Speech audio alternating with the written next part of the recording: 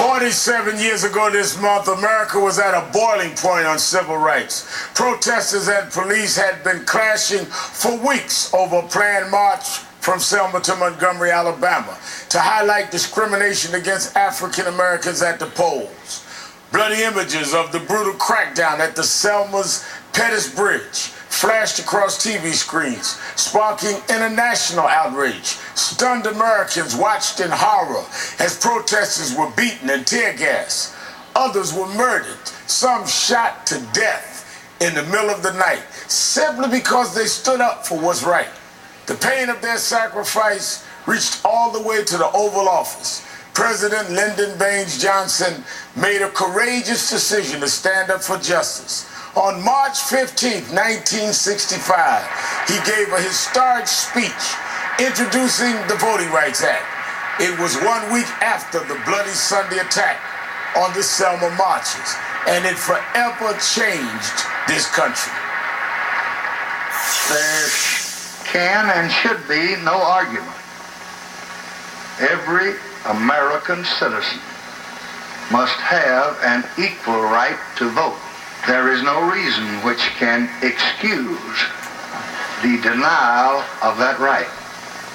There is no duty which weighs more heavily on us than the duty we have to ensure that right. What happened in Selma is part of a far larger movement which reaches into every section and state of America.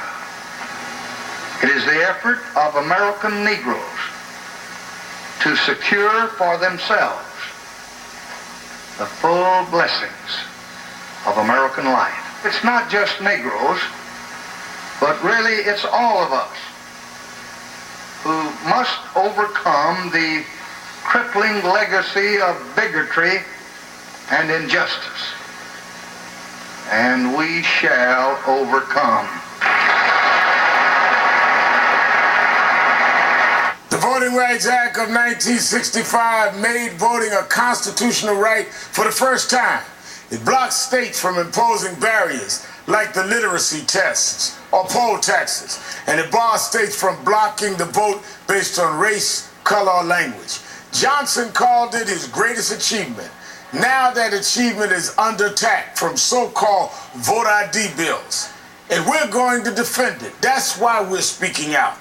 And it's why we were in Selma last week marching in the footsteps of Dr. King and Congressman Lewis and activists who died in the struggle.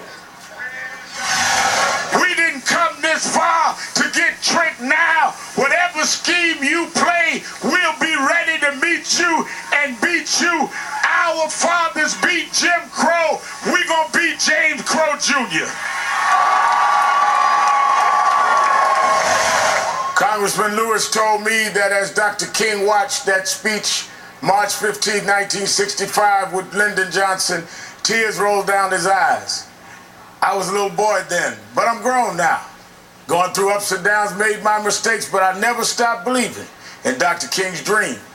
I never stopped believing Lyndon Johnson was right when he said, we shall overcome. Thanks for watching.